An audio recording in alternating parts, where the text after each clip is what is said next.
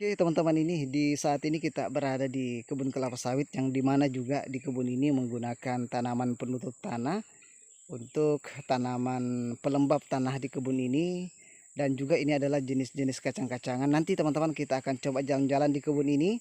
Mudah-mudahan apa yang saya sampaikan ini ada gunanya untuk kita semua. Oke, sebelumnya Assalamualaikum warahmatullahi wabarakatuh. Salam tandan berduri. Salam printer semua kepada seluruh petani sawit Indonesia.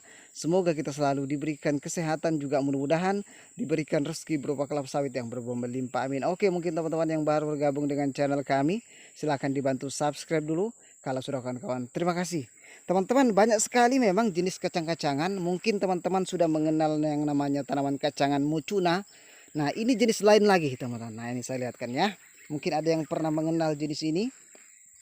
Nah, ini kita lihat karakternya, dia menjalar di permukaan tanah. Dia tidak tinggi teman-teman, tidak tinggi, jadi tidak ada berpotensi sebagai sarang ular.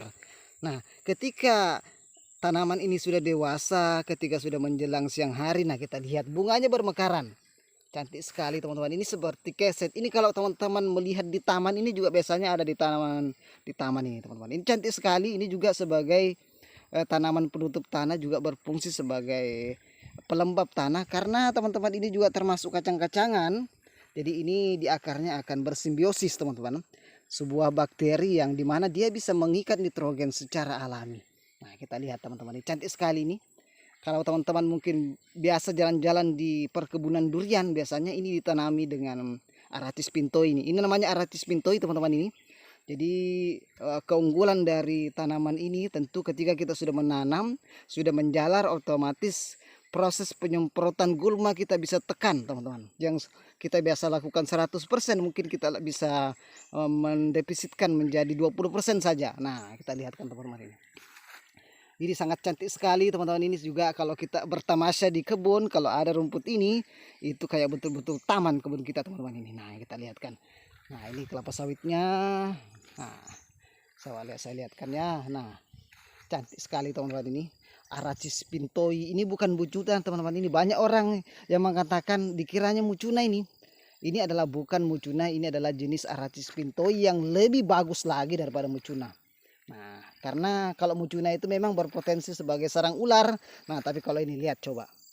Dia menjalar di permukaan tanah, dia tidak tinggi teman-teman. Dia tidak naik-naik di kayu-kayu atau di kelapa sawit. Nah, kita lihat teman-teman, dia merata di permukaan tanah. Kalau teman-teman sebuah yang mempunyai perkebunan besar pasti biasanya mendapati tanaman ini, karena ini sangat jauh sekali manfaatnya. Nah, kita lihat teman-teman, cantik sekali. Coba diperhatikan bagus-bagus.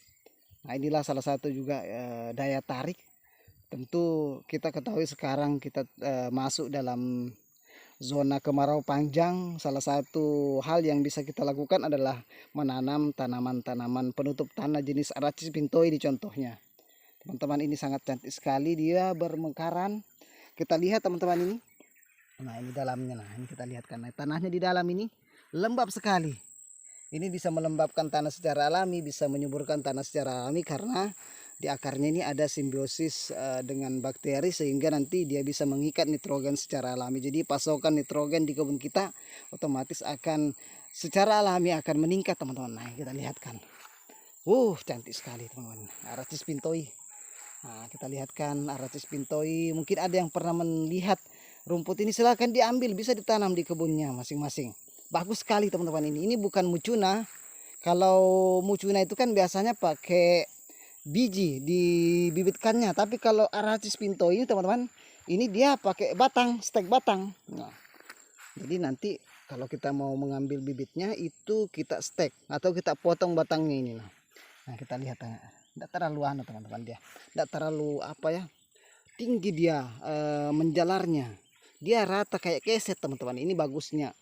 Ini beberapa kali sudah saya ambil bibitnya ini, menuju juga kirimkan ke luar daerah untuk tanaman Aracis pintoi ini. Mudah-mudahan, mungkin belum pernah ada anggota yang melihat ini, saya tunjukkan ini bagaimana performanya Aracis pintoi.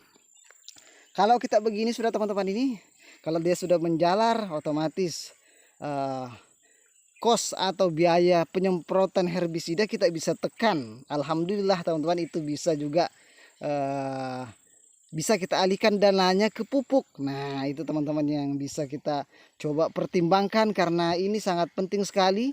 Karena sebagai pelembab tanah, sudah juga kita biaya penyemprotan kita bisa kurangi, kita bisa alihkan ke pupuk atau yang lain-lain. Dan inilah mudah-mudahan bisa berguna untuk kita semua, karena kita sebagai petani harus pintar-pintar bagaimana cara mensiasati modal yang sedikit bisa kita gunakan untuk yang benar-benar penting. Nah, teman-teman, kita lihat kan teman-teman, ini cantik sekali ini Aratus pintoi. Kita lihat, kalau teman-teman seandainya menemukan rumput ini, silahkan diambil saja, silahkan diambil bibitnya, silahkan dipotong batangnya, bisa ditanam nanti di kebunnya masing-masing. Ini bukan hanya di kelapa sawit, tapi di durian, di tanaman rambutan, di lada, bisa juga digunakan teman-teman ini. Yang penting tanaman tahunan. Nah, kita lihat teman-teman ini. Kalau ini tidak ada saya lihat ini tidak ada bijinya, dia menggunakan stek. Kalau kita ambil batangnya, nah kita lihat kan teman-teman, kita ambil bibitnya, kita lihat kan cantik sekali. Nah, ini saya lihat kaki saya, nah, dia tidak dalam, tidak tinggi dia rumpukannya. Nah, teman-teman, ini cantik sekali. Kita lihat kan, ada di sana juga teman-teman ini yang agak tinggi sedikit. Kita coba ke sana ya. Nah, ini yang sebelah sana kita lihat kan, ada juga yang sebelah sana, karena belum semua terjalari nih, masih sedikit teman-teman ini. Kita coba ke sana lagi, lihatkan ya. Ini kebun kelapa sawit semi kelondiman teman-teman ini. Nah, ini teman-teman, kita lihatkan. Nah, ini yang sudah hampir merata. Nah, kita lihatkan ini. Nah, cantik sekali kan teman-teman ini. Nah, bisa kita duduk-duduk di sini. Nah, kita lihatkan. Nah, ini sudah bermekaran daunnya ini. Nah, kita lihatkan teman-teman ini. Jadi potensi untuk kita menyemprot, alhamdulillah bisa ditekan teman-teman. Kita tinggal membersihkan piringan saja lagi. Nah, itu sana teman-teman, kita lihatkan ya. Cantik sekali yang sebelah sana ya. Nah, ini kita lihatkan teman-teman ini. Nah, sebelah sini, nah kita lihatkan teman-teman. Cantik sekali kan. Nah, semiklonan 5 ini teman-teman, ditanami Aratus pintoi. Nah, kita lihatkan teman-teman, cantik sekali bunganya kan. Nah, ini salah satu juga pertimbangan, salah satu juga masukan untuk kita semua sebagai petani. Tanaman kacang-kacangan itu sangat penting sekali, karena untuk melembabkan tanah, menyuburkan tanah secara alami, dan juga tentunya kos atau biaya untuk penyemprotan herbisida kita bisa tekan, bisa kita hilangkan sampai 70%. Teman-teman, mudah-mudahan ini berguna untuk kita semua, mudah-mudahan bermanfaat teman-teman. Assalamualaikum warahmatullahi wabarakatuh. Terima kasih.